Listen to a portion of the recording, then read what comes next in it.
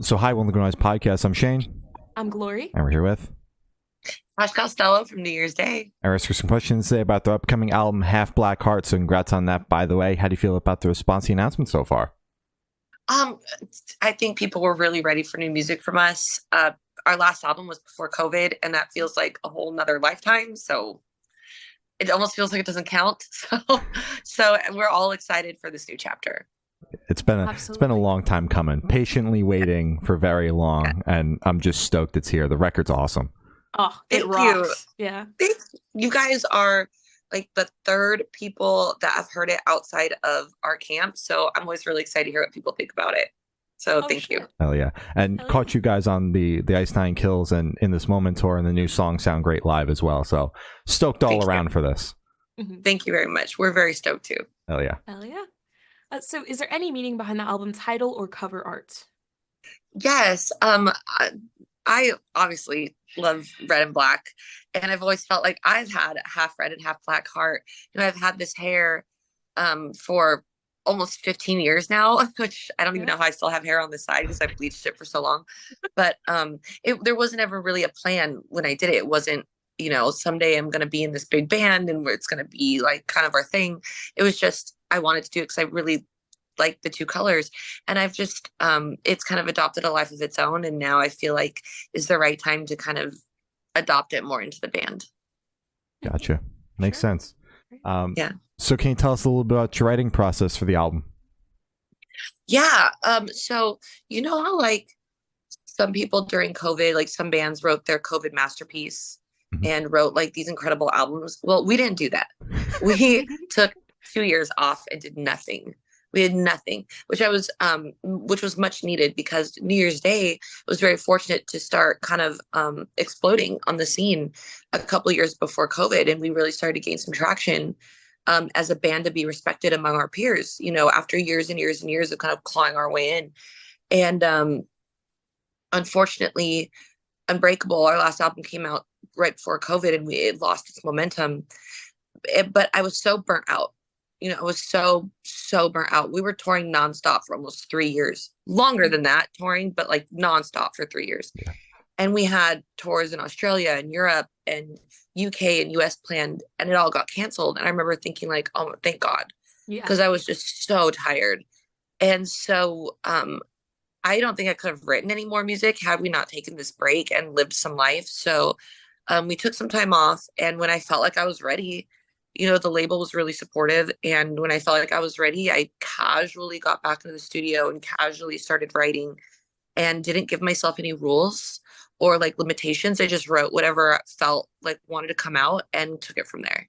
Absolutely. And it feels like just the band's comeback post COVID has kind of been like very natural and very like progressive in getting into it. Cause you guys, a lot of bands just hit the ground running as soon as the gates open, and you guys didn't do that. It was just like No. very gradual. The touring started slowly, and now you guys are building into it now. Yeah. Yes.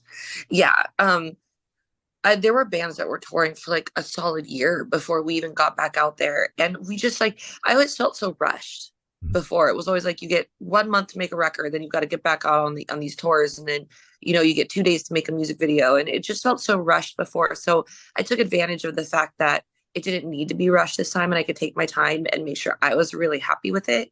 Which, this is the first album where I feel like every single word, every guitar riff, every structural change, every transition, like nothing got past me this time. Like if I wasn't happy with it, we took the time to make sure I was happy. That's awesome. And it's awesome that like a band like your band is able to have an experience with that so many albums in, because typically you only get that with the debut, and then all bets are off. You got 2 months in the studio, that's it. Yeah, it does feel like we're getting a fresh start. It's awesome. Absolutely. Hell yeah. Hell yeah. So, what song off this album took longest to write, and which one is your personal favorite? My personal favorite is Vampire. I love that song. That riff is so fun and it's so catchy, and I just love the message of the song, and the lyrics are my favorite. And that song was the easiest. It came together in a day, which is really weird. And then the song that took the longest, probably I Still Believe, was the first song we wrote after COVID and back into the studio. And I remember the producer who I've been working with for 6 or 7 years now His name is Scott Stevens, and he does, Shine Down, Hailstorm, In This Moment, Scott Stapp Daughtry. I mean, all your favorites. And he goes, "How do you feel?" I was like, "I don't know. I don't know. I don't know what's going to happen with this band, with my career at this point, and I don't really see where the path is taking me, but I still believe in it." And he was like, "That's it." So we wrote the whole song around that, but we messed with it for a good probably 2 years until we landed in a spot where we're like, okay, this song's done. And go ahead.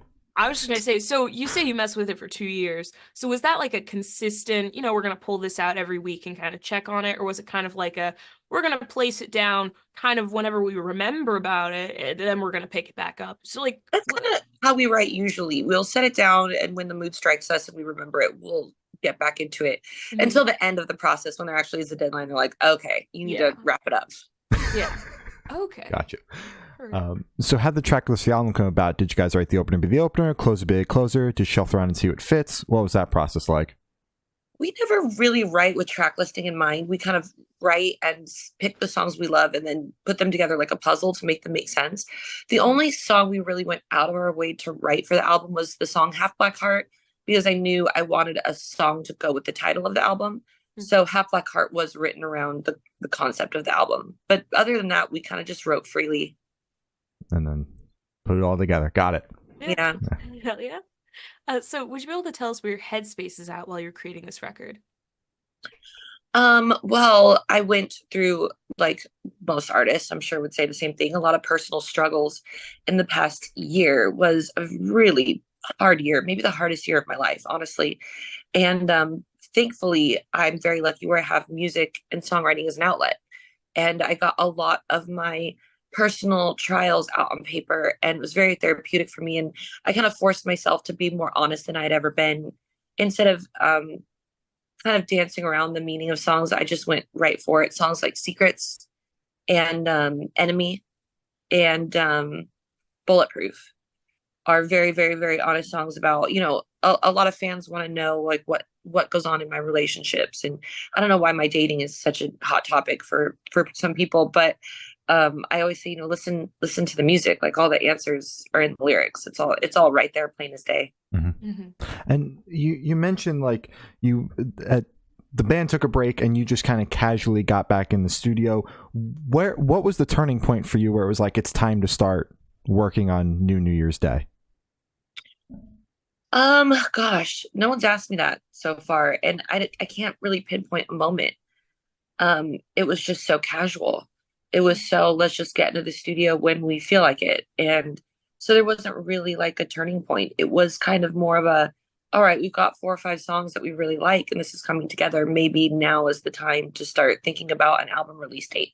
And this album was supposed to come out last end of summer, but because of some things going on in my personal life, we had to push the album back a whole 6 months. Oh wow! Yeah. God damn. Yeah. Yeah. life will do that. Yeah. Yeah. Well, it's finally time. It'll be here in what, 2 months? Well, I'm very the way I've always lived my life is I'm very one with the universe kind of person. I just kind of follow the universe's lead, and I never get mad at things changing. I feel like everything happens for a reason. So, if we pushed it back, I always thought that was just how it was meant to be. Fair enough. Sure. So how do you recommend your fans to listen to this album for the first time? Should do in the car with friends, in the dark with headphones on? Is it a workout album, party album? What do you personally recommend? I think you should listen to it with headphones in your room alone. Okay.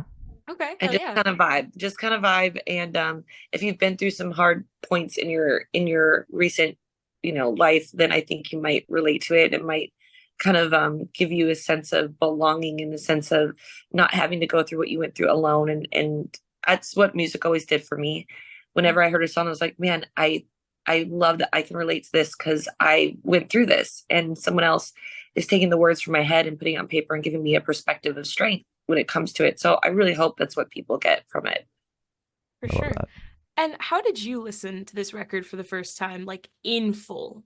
Car. Always car. Okay. Fuck yeah. Always car. And I listen to our music all the time. Like, I just drove to California from Vegas for some errands, and I listened to our record all the way there and just jammed out to. I think it's a great record. I love it. Hell All right. yeah. I love that. So this one should be super, super quick off the top of your head. I want you to describe this album for the listeners in 3 words. No more, no less. Heavy, catchy, and meaningful. Damn That's right. good. Oh yeah. It's easy. Yeah.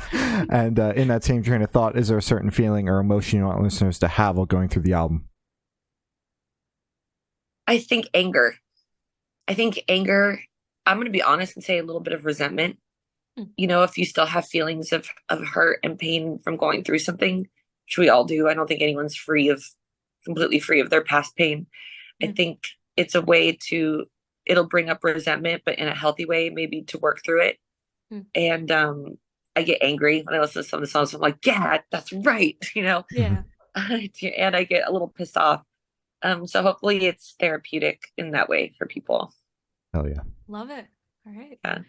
So are you able to touch on any particularly challenging or standout moments from the creation of this album, positive or negative? There's a song on there called Unbreak My Heart. And that was a song that was birthed in the moment.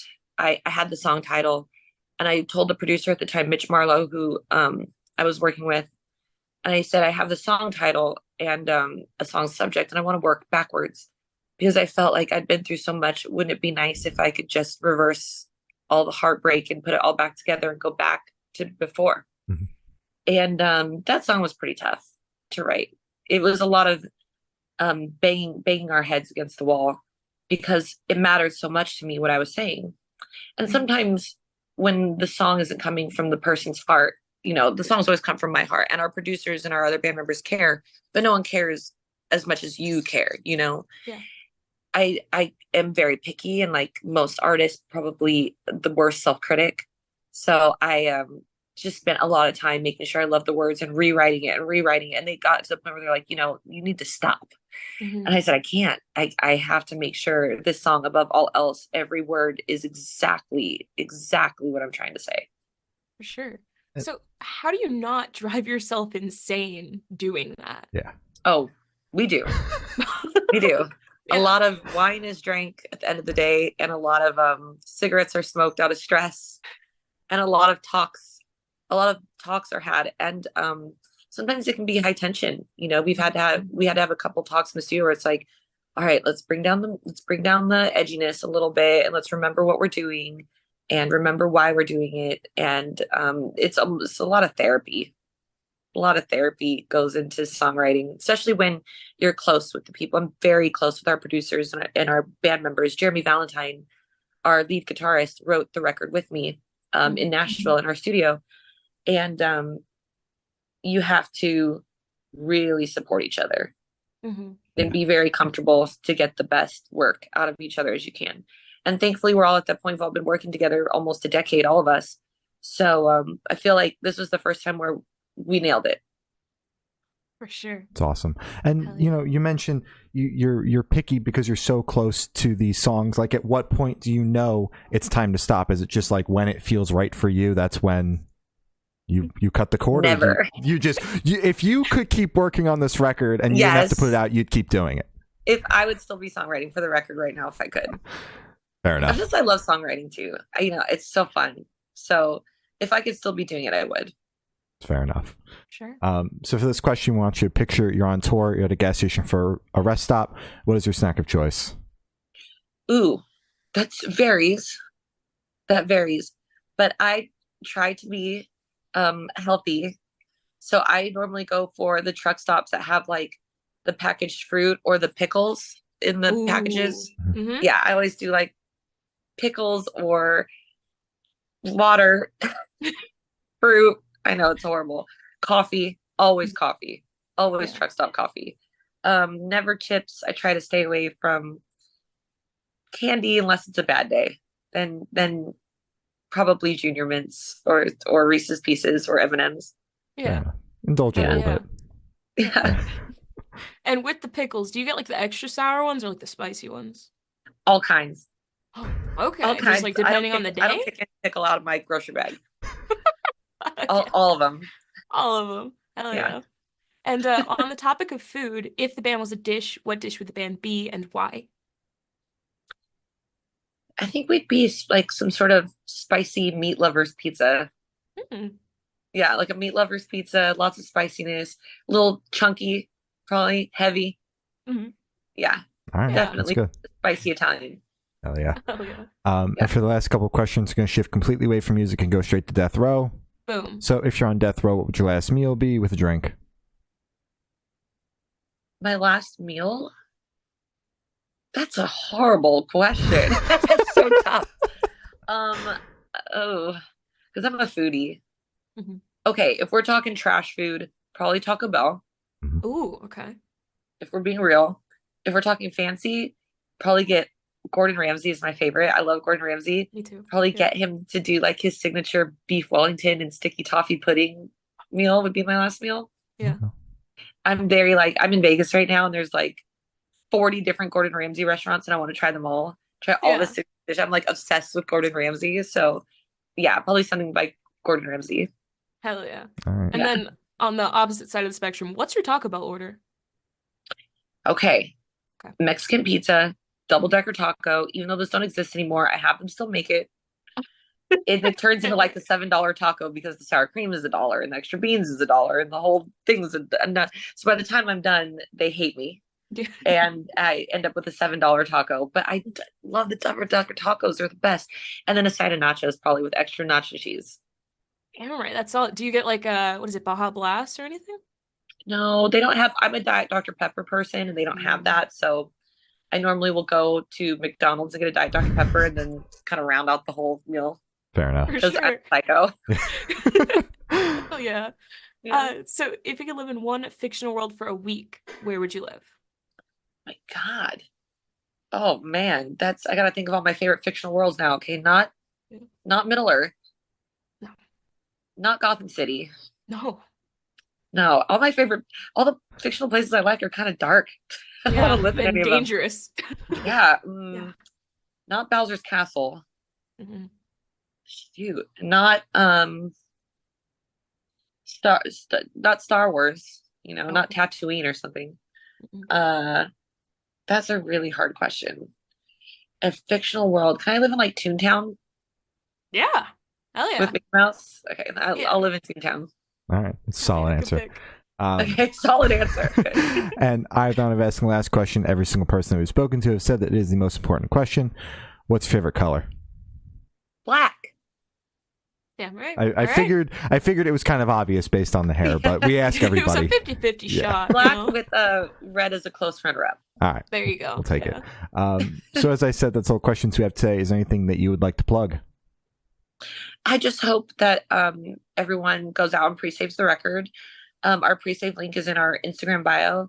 And check out all of our music videos. I love our music videos. They're so gory and bloody and fun. So go check those out. And we're going to be on tour this May with Lacuna Coil, my fellow Italian sister. And if you're near any of those dates, come party with us. Oh, yeah. All right. Well, thank you for now. It's been Ash from New Year's Day, and we have been the Good Noise Podcast.